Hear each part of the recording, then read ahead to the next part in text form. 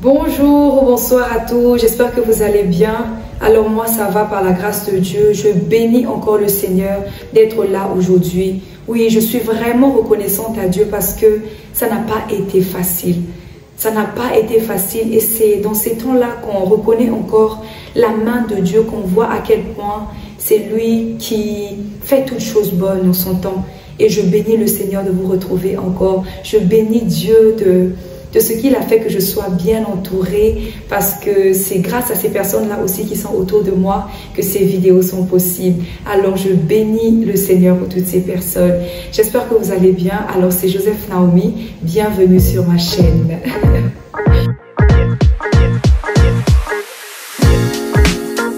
Voilà, on va beau parler, on va beau échanger, on va beau se dire des choses ici, mais souvenons-nous de ces personnes-là qui n'ont pas encore donné leur vie à Jésus. Ces personnes-là qui n'ont pas encore fait la paix avec le Seigneur. Oui, c'est notre mission à nous tous. Si tu as déjà reçu Jésus-Christ dans ta vie, c'est une occasion pour toi de te rappeler de la mission que Dieu nous a confiée, d'aller et de faire de toutes les nations des disciples en les baptisant au nom du Père, du Fils et du Saint-Esprit. Et à toi, cette personne qui va me suivre, que ce soit aujourd'hui, que ce soit plus tard, à toi, cette personne qui va me suivre et qui n'a pas encore donné ta vie à Jésus. Donner sa vie à Jésus, oui, c'est prendre cet engagement personnel, le prendre dans son cœur. Oui, parce que appartenir à la grande famille de Christ, c'est un engagement et c'est une décision que l'on prend.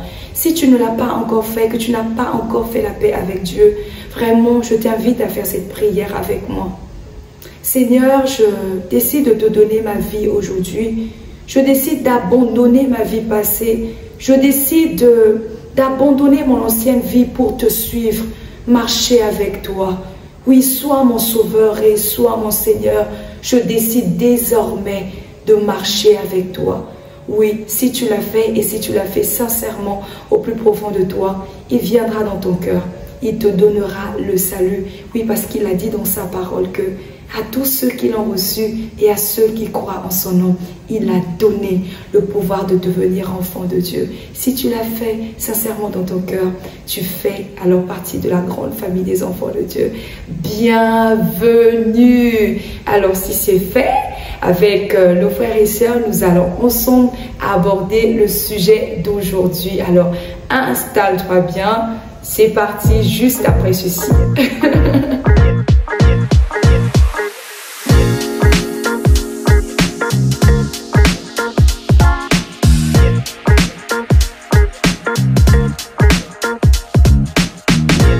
Alors, pour les habitués de la chaîne, vous allez remarquer que nous sommes actuellement dans une dynamique de révolution spirituelle. Voilà, révolution spirituelle, pourquoi? C'est par rapport à ce message et à cette annonce qui avait été faite par notre Père dans la foi, à le Saint-Temple de Dieu, la bénédiction que Dieu nous a faite dans cette génération, l'apôtre Mohamed Sanogo. Oui, cette annonce qu'il a faite et ce grand programme des 40 jours de jeûne et prière qu'il a initié par rapport à ce qui s'est passé aux Jeux Olympiques Paris 2024. Oui, on le sait que nous sommes actuellement dans un programme de 40 jours. Et si tu n'es pas au courant de cela, vraiment, c'est une exhortation parce que ça concerne toute l'Église, donc le corps de Christ, au-delà d'une dénomination de communauté. Si tu l'entends aujourd'hui comme l'instruction qui avait été donnée, c'est que c'est le moment pour toi de rentrer dans tes 40 jours de jeûne et prière. Oui, parce que l'Église doit se réveiller, se mettre à la brèche pour ces derniers temps. Voilà, donc ces messages-là, tous les thèmes que nous sommes en train d'aborder dernièrement portent sur cette révolution spirituelle. Et la révolution spirituelle, comme le disait l'apôtre Mohamed Sanogo, c'est que il a rappelé en fait cette parole que Dieu nous a donnée dans le livre de Matthieu, quand le Seigneur Jésus est en train de parler à ses disciples de la fin des temps et qui disait que lorsque vous allez voir l'abomination de la désolation, que celui-là qui est en Judée monte, que celui-là qui est sur le toit ne descende pas. Donc, la conduite à tenir, c'est de monter, monter, monter, monter. Et qu'est-ce que ça veut dire monter? C'est là où l'apôtre Mohamed Sanogo nous a parlé, nous a expliqué, nous a enseigné sur ce que c'est que monter. Parce que c'est ce lieu-là où nous devons être aujourd'hui, monter dans la prière, monter là où est Dieu, monter dans la présence de Dieu. C'est là où nous devons nous trouver maintenant dans ces derniers temps. Il y a beaucoup de choses à recevoir là-haut sur la montagne. Alors c'est quoi monter? On va se poser la question. Et comme il le disait, monter pour un enfant de Dieu, ce n'est pas, comme il le dit, c'est que élever Dieu, ce n'est pas qu'il y a une autre hauteur au-dessus de Dieu à laquelle on peut encore élever Dieu. Mais lorsqu'on dit élever Dieu, c'est que c'est nous qui allons nous abaisser. Donc lorsque Dieu nous demande de monter, en fait, c'est de nous abaisser. De nous abaisser, d'où il a parlé de l'humilité. Il a parlé de l'humilité et c'est le thème que nous aborderons, que nous sommes en train d'aborder dans cette vidéo. L'humilité, comme il nous a enseigné, c'est tellement, tellement important. Et pour nous parler de l'humilité, il a parlé de 3 axes. Les trois axes qui sont en réalité des caractéristiques ou encore des types d'orgueil. Donc pour nous parler de l'humilité, il a pris les opposés. Donc l'orgueil, il a dit qu'il y a l'orgueil vis-à-vis de Dieu, l'orgueil vis-à-vis de son prochain et l'orgueil vis-à-vis de soi-même.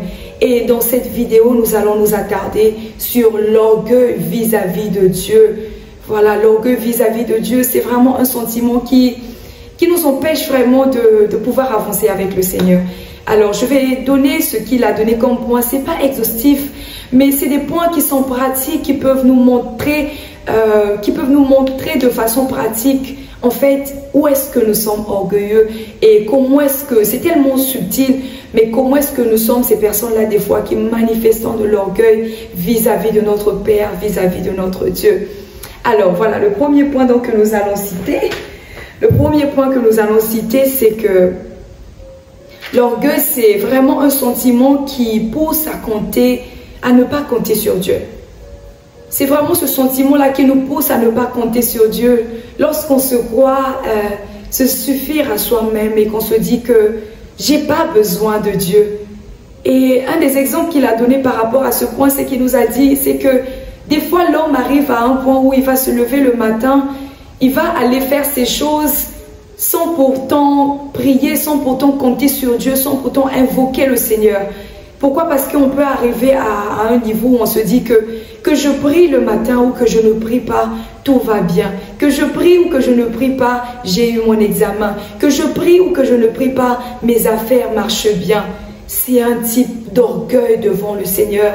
C'est un type d'orgueil. Il a donné un exemple en disant que c'est juste le jour où le Seigneur va nous ôter un peu la santé, ou encore il va permettre au diable de nous toucher un peu dans notre santé, dans notre corps, où on réalise que malgré nos titres, malgré qu'on est directeur, malgré qu'on a des titres dans la société, mais un petit palu ou encore un simple Covid est là pour nous briser, pour nous rendre si faibles. C'est dans ces temps difficiles-là qu'on reconnaît vraiment qu'on est faible devant Dieu.